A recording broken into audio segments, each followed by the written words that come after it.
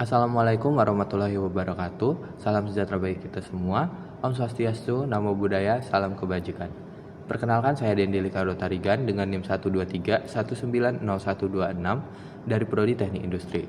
Di sini kami akan menjelaskan tentang hasil dari tugas besar kewarganegaraan kami yang berasal dari kelas R44 dan kelompok 4. Judul dari tugas besar kewarganegaraan kami kali ini yaitu Analisis Potensi dan Upaya Pencegahan Kecurangan pada Pelaksanaan UTBK 2025. Sebelumnya, saya akan memperkenalkan teman-teman kelompok saya. Yang pertama ada David Jaya Sirait dengan NIM 123 1900044. Yang kedua ada Naswa Yasmin dengan NIM 123 1900121. Yang ketiga ada Anissa Fikratul Afijah dengan NIM 123 1900124. Yang keempat ada saya sendiri, Dendi Ricardo Tarigan dengan NIM 123 1900126. Yang kelima ada Mika Florentina Brutarigan dengan NIM 123 1900127. Yang keenam ada Alicia Nur Ayudia dengan NIM 123 1901228. Yang ketujuh ada Muhammad Dafa Fadul Rahman dengan NIM 123 1900129. Yang ke-8 ada Daniel Bagus Wibowo dengan NIM 123 1900130. Yang pertama, saya akan menjelaskan latar belakang kenapa kami memilih judul ini. Ujian tulis berbasis komputer atau UTBK merupakan seleksi nasional penerimaan mahasiswa baru yang berbasis tes. Ujian ini sangat penting dalam penerimaan mahasiswa baru, terkhususnya dalam kampus-kampus negeri. Namun, karena begitu besarnya tekanan dan persaingan membuat berbagai bentuk kecurangan dilakukan, seperti penggunaan alat bantu dengar palsu, kamera tersembunyi, kuku elektronik, dan berbagai penjokian yang ada. Kecurangan ini merugikan semua pihak, bukan hanya pihak yang melakukan kecurangan saja, tapi mereka yang tidak melakukan kecurangan juga berdampak. Bagi mereka yang melakukan kecurangan, dikenai sanksi seperti pembatalan hasil ujian, didiskualifikasi permanen, serta sanksi hukum. Dan bagi mereka yang tidak melakukan kecurangan mendapatkan kerugian seperti persaingan yang tidak adil, menurunnya moral, serta ketidakpercayaan terhadap sistem yang ada. Meski upaya pencegahan dan pengawasan terus dilakukan, penegakan hukum atas kecurangan masih menghadapi hambatan, terutama karena belum adanya aturan yang membahas secara spesifik untuk mengatur bentuk-bentuk kecurangan yang ada pada UTBK ini. Oleh karena itu, diperlukannya penguatan regulasi dan sistem pengawasan yang lebih modern, serta edukasi integrasi tentang ujian nasional berbasis komputer ini sejak dini. Yang kedua ada tujuan penelitian. Tujuan penelitian dari tugas besar kewarganegaraan kami kali ini yaitu yang pertama mengidentifikasi dan menganalisis berbagai bentuk kecurangan yang mungkin terjadi selama pelaksanaan UTBK 2025. Yang kedua, mengevaluasi efektivitas langkah-langkah yang telah diterapkan oleh panitia penyelenggara UTBK dalam mencegah terjadinya kecurangan. Yang ketiga, merumuskan kebijakan dan strategi yang konstruktif bagi peningkatan sistem pelaksanaan UTBK selanjutnya. Yang ketiga ada manfaat penelitian. Manfaat penelitian dari tugas besar kewarganegaraan kami ini yang pertama ada peningkatan kesadaran terhadap masalah kecurangan dalam UTBK. Yang kedua peningkatan partisipasi pihak terkait dalam pencegahan kecurangan. Yang ketiga ada pemahaman yang lebih mendalam tentang upaya pencegahan kecurangan. Kami menggunakan dua metode untuk mengumpulkan data penelitian, yaitu metode wawancara secara langsung dan metode pengisian kuesioner lewat Google Form, yang dimana responden berasal dari kalangan mahasiswa aktif maupun yang sudah lulus. Kami juga melibatkan peserta dengan latar belakang yang berbeda, termasuk yang pernah mengikuti UTBK maupun yang tidak. Hal ini kami lakukan untuk mendapatkan gambaran atau informasi yang lebih luas dan mendalam mengenai upaya pencegahan kecurangan dalam pelaksanaan UTBK. Adapun dari hasil wawancara yang telah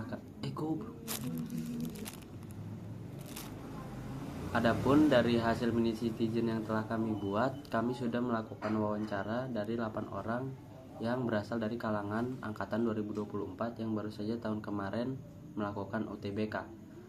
Dari hasil wawancara tersebut, mereka merasa ketidakadilan dari berita kecurangan UTBK di tahun 2025. Mereka juga mengatakan bahwa segala peraturan ataupun SOP dari UTBK itu gampang diketahui ataupun gampang ditemukan.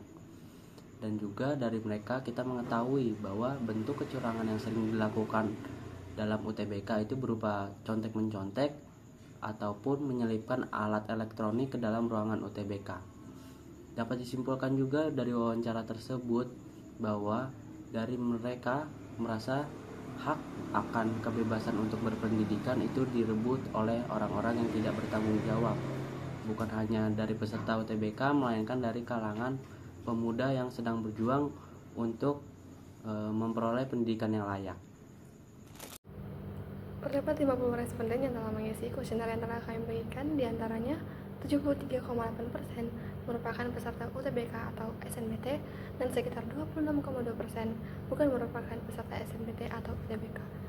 Sebagian besar dari mereka beranggapan bahwa pelaku yang melakukan kecurangan pada saat pelaksanaan UTBK dikarenakan kurangnya rasa percaya diri dan keinginan untuk hal-hal yang serba instan. Berdasarkan hasil kuesioner yang telah kami sebar, terdapat 50 responden yang mengisi dan memberikan sanksi saran terhadap pelaku kecurangan UTBK. Yang pertama, didiskualifikasi dari proses seleksi. Yang kedua, hilangnya kesempatan masuk PTN.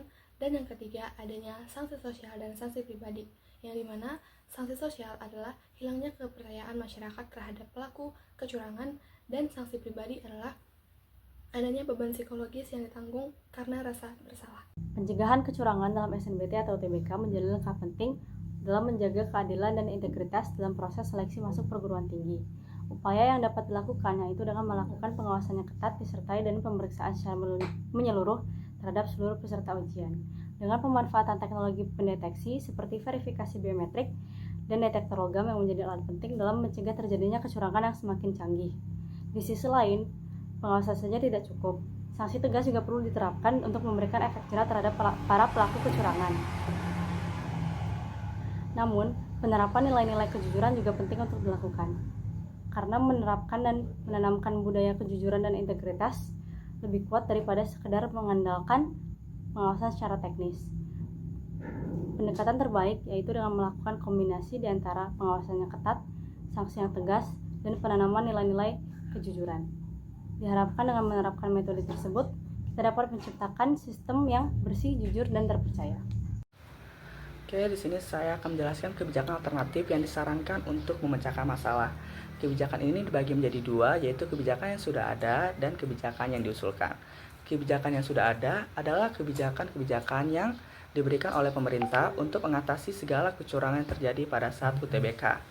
Kebijakan ini memiliki nama yang pertama adalah Kebijakan Pengawasan dan Sanksi Anti Kecurangan UTBK, di mana untuk peserta diwajibkan untuk berpakaian dan beratribut yang memudahkan identifikasi yang dilakukan oleh pengawas ujian. Di sini juga memiliki titik kelemahan, yaitu dalam pengawasan yang ketat membutuhkan penggunaan teknologi yang tinggi serta biaya yang besar bagi sumber daya manusia yang memadai, sehingga menjadi beban bagi daerah terpencil untuk penyelenggaraannya. Yang kedua adalah kebijakan pelarangan pengawasan dalam membawa ponsel ke dalam ruangan ujian. Hal ini dilakukan agar pengawas dapat fokus untuk mengawas peserta ujian dan agar tidak terjadinya kebocoran soal. Titik kelemahannya yaitu pengawas yang lalai dan masih kurang disiplin akan menjadi kesempatan yang besar untuk terjadinya kecurangan. Yang ketiga adalah kebijakan edukasi dan sosialisasi integrasi UTBK, yaitu memberikan edukasi kepada para peserta UTBK dan pengawas dalam pentingnya integritas dan konsekuensi segala kecurangan yang akan terjadi. Dan memiliki titik kelemahan yaitu efektivitas dalam edukasi masih sangat terbatas, dan jika tidak diiringi dengan pengawasan dan penindakan yang tegas. Selanjutnya adalah kebijakan penanganan sindikat, perjudian, dan kecurangan sistematik, di mana penindakan yang tegas dan ketat terhadap sindikat dan kecurangan ini yang mendapat melibatkan banyak pihak dan memiliki titik kelemahan, sulit mengungkap jaringan yang besar, dan hal ini membutuhkan bukti yang kuat dan waktu yang besar. Supaya menghindari terjadinya kecurangan selama SNBT atau UTBK, maka diperlukan kebijakan yang jelas. Nah, berikut kebijakan yang telah diterapkan untuk menghindari kecurangan dan menegakkan keadilan selama SNBT atau UTBK. Yang pertama, ada kebijakan pengawasan dan sanksi anti kecurangan SNBT atau UTBK. Di sini dilakukan pengawasan yang ketat dan sanksi jika diketahui mendapatkan kecurangan. Yang kedua, ada kebijakan pelarangan pengawas dan membawa ponsel ke dalam ruangan ujian. Di sini kebijakan tidak adanya komunikasi yang tidak sah yang masuk ke dalam tempat ujian selama UTBK atau SNBT yang berlangsung. Yang ketiga, kebijakan edukasi dan sosialisasi integrasi SNBT atau UTBK. Di sini dilakukan edukasi atau sosialisasi kejujuran kepada calon pelaku SNBT atau UTBK. Yang keempat, ada kebijakan penanganan sindikat penjokian dan kecurangan sistematik. Di sini, langkah-langkah yang diterapkan untuk mendeteksi dan membongkar sindikat melakukan praktik penjokian dan kecurangan terorganisir, termasuk kerjasama dengan aparat penegak hukum. Penguatan sistem keamanan berbasis teknologi dan edukasi merupakan kebijakan utama yang dipilih oleh kelompok kami. Kami memilih kebijakan ini karena kebijakan ini menggabungkan pengawasan efektif dengan peningkatan kesadaran peserta, sehingga tidak hanya mengurangi tindakan kecurangan, namun juga dapat menumbuhkan budaya kejujuran yang berkelanjutan. Serta, kebijakan ini dapat diimplementasikan di berbagai daerah. Tujuan kebijakan ini sendiri yaitu mencegah terjadinya kecurangan terjadi dalam UTBK dengan memanfaatkan teknologi yaitu seperti pengawasan dengan CCTV, pendeteksi wajah, dan penggunaan software untuk memantau komputer. Dengan pendekatan ini, diharapkan sistem pengawasan menjadi lebih efektif dan dapat mengurangi jumlah tindakan kecurangan yang terjadi pada saat UTBK. Selanjutnya yaitu bukti nyata tindakan yang dilakukan. Kami membuat 2 tindakan nyata, yaitu yang pertama, membuat video edukasi mengenai kecurangan yang ada pada saat SNBT atau UTBK. Berikut barcode dari video edukasi yang kami posting di sosial media kami.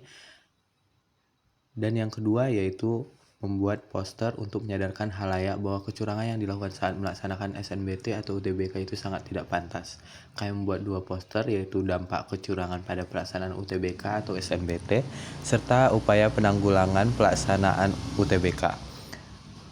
Poster ini juga kami posting di sosial media kami, berikut barcode-nya.